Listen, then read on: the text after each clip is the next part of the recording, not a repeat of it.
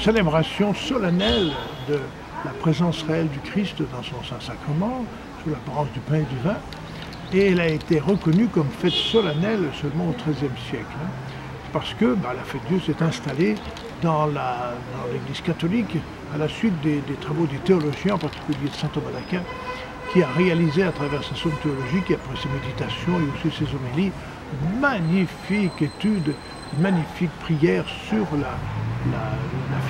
Saint-Sacrement, et c'est lui qui a écrit le poème que l'on lit à la séquence de la fête Dieu. Donc tout ça, ça montre que ça date vraiment de la fin du Moyen-Âge, je crois.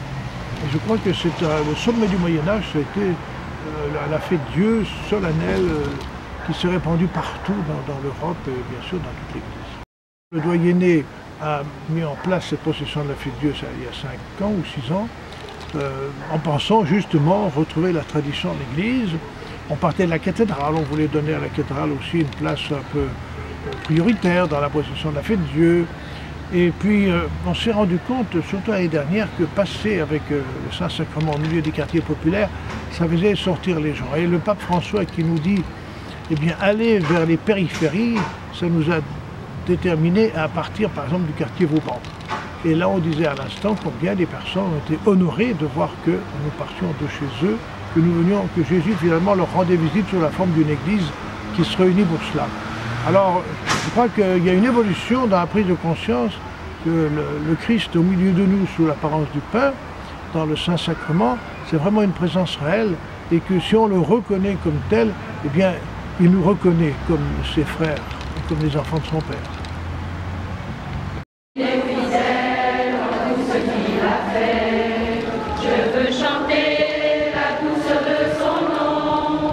Béni soit Dieu à toutes les nations. Béni c'est Dieu, vous serviteurs de Dieu, vous tous qui demeurez dans la maison de Dieu. Levez les mains vers le 3 fois saint, au cœur qui décante que son nom est puissant. La procession était placée sous le signe du mariage.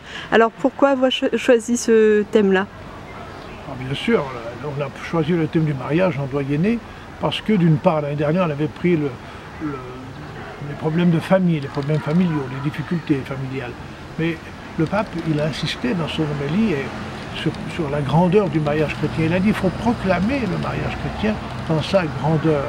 Et je pense que les témoignages que nous avons eus ont montré que le sacrement du mariage est vraiment une source de paix et de joie à travers les 3 témoignages différents, bien sûr, mais j'ai remarqué que chacun de ces témoignages avait eu sa source dans l'appartenance à un mouvement d'église.